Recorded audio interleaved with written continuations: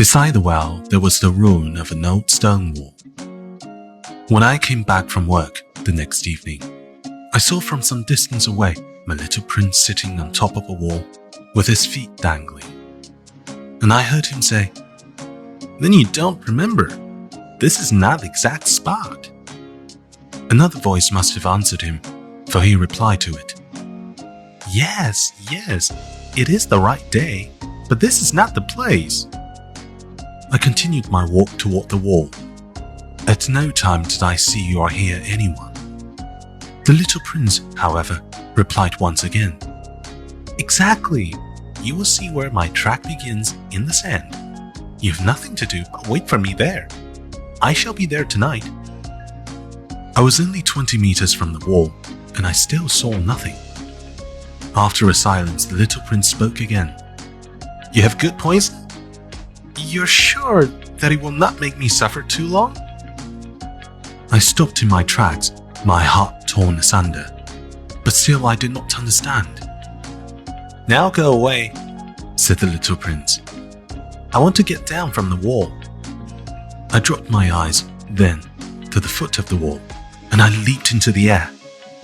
There before me, facing the little prince, was one of those yellow snakes that take just 30 seconds to bring your life to an end.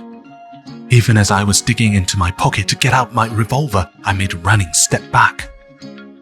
But, with the noise I made, the snake let himself flow easily across the sand like the dying spray of a fountain, and, in no apparent hurry, disappeared, with a light metallic sound among the stones. I reached the wall just in time to catch my little man in my arms. His face was white as snow. "What does this mean?" I demanded. "Why are you talking with snakes?" I had loosened the golden muffler that he always wore. I had moistened his temples and had given him some water to drink. Now I did not dare ask him any more questions. He looked at me very gravely and put his arms around my neck. I felt his heart beating like the heart of a dying bird, shot with someone's rifle. "I'm glad that you have found what was the matter with your engine," he said. "Now you can go back home." "How do you know about that?" I was just coming to tell him that my work had been successful, beyond anything that I had dared to hope. He made no answer to my question, but he added, "I, too, am going back home today." Then, sadly, "It is much farther. It is much more difficult." I realized clearly that something extraordinary was happening. I was holding him close in my arms, as if he were a little child, and yet it seemed to me that he was rushing headlong toward an abyss from which I could do nothing to restrain him. His look was very serious, like someone lost far away. "I have your sheep, and I have the sheep's box, and I have the muzzle." And he gave me a sad smile. I waited a long time. I could see that he was reviving little by little. "Dear little man," I said to him, "you are afraid." He was afraid. There was no doubt about that, but he laughed lightly. "I shall be much more afraid this evening." Once again, I felt myself frozen by the sense of something irreparable. And I knew that I could not bear the thought of never hearing that laughter anymore. For me, it was like a spring of fresh water in the desert. "Little man," I said, "I want to hear you laugh again." But he said to me, "Tonight, it will be a year. My star, then, can be found right above the place where I came to the earth a year ago." "Little man," I said, "tell me that it is only a bad dream, this affair of the snake and the meeting place and the star." But he did not answer my plea. He said to me instead, "The thing that is important is the thing that is not seen." Yes, I know. It is just as it is with the flower. If you love a flower that lives on the star, it is sweet to look at the sky at night. All the stars are abloom with flowers. Yes, I know. It is just as it is with the water.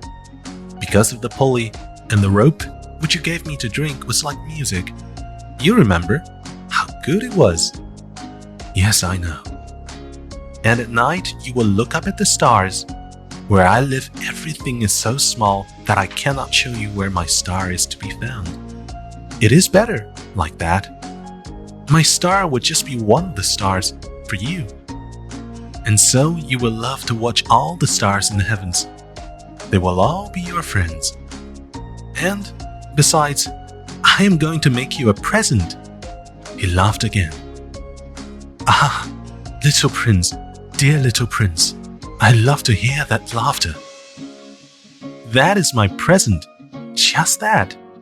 It will be as it was when we drank the water. What are you trying to say?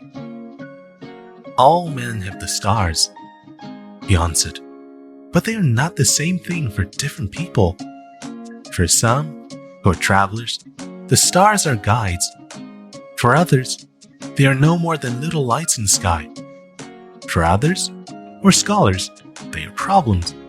For my businessman, they are wealth. But all these stars are silent. You alone, will have the stars as no one else has them. What are you trying to say? In one of the stars I shall be living. In one of them I shall be laughing. And so, it will be as if all the stars were laughing when you look at the sky at night. You, only you, will have stars that can laugh. And he laughed again. And when your sorrow is comforted, time soothes all sorrows. You will be content that you have known me. You will always be my friend. You will want to laugh with me. And you will sometimes open your window, so, for that pleasure, and your friends will be properly astonished to see you laughing as you look up at the sky. Then you will say to them, yes, the stars always make me laugh. And they will think you are crazy. It will be a very shabby trick that I shall have played on you. And he laughed again. It will be as if, in place of the stars, I had given you a great number of little bells that knew how to laugh. And he laughed again. Then he quickly became serious. Tonight, do not come. I shall not leave you, I said. I shall look as if I were suffering. I shall look a little as if I were dying. It is like that. Do not come to see that. It is not worth the trouble. I shall not leave you. But he was worried. I tell you, it is also because of the snake. He must not bite you. Snakes, they are malicious creatures. This one might bite you just for fun. I shall not leave you. But a thought came to reassure him. It is true that they have no more poison for a second bite. That night, I did not see him set out on his way. He got away from me without making a sound. When I succeeded in catching up with him, he was walking along with a quick and resolute step. He said to me merely, "Ah, you're there." And he took me by the hand, but he was still worrying. "It was wrong of you to come. You will suffer. I shall look as if I were dead, and that will not be true." I said nothing. "You understand, it is too far. I cannot carry this body with me. It is too heavy." I said nothing. "But it will be like an old abandoned shell. There is nothing sad about old shells." I said nothing. He was a little discouraged, but he made one more effort. It will be very nice. I, too, shall look at the stars. All the stars will be wells with a rusty pulley. All the stars will pour out fresh water for me to drink. I said nothing. That would be so amusing. You will have 500 million little bells and I shall have 500 million springs of fresh water." And he too said nothing more, because he was crying. "Here it is. Let me go on by myself." And he sat down, because he was afraid. Then he said, again, "You know, my flower, I am responsible for her, and she is so weak. She is so naive. She has 4 thorns of no use at all to protect herself against all the world." I too sat down, because I was not able to stand up any longer. "There now.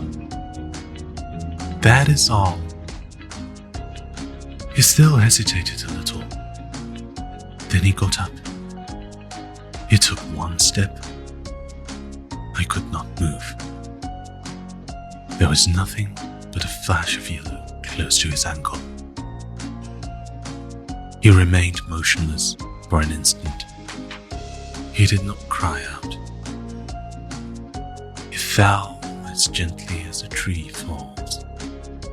There was not even any sound because of the sand.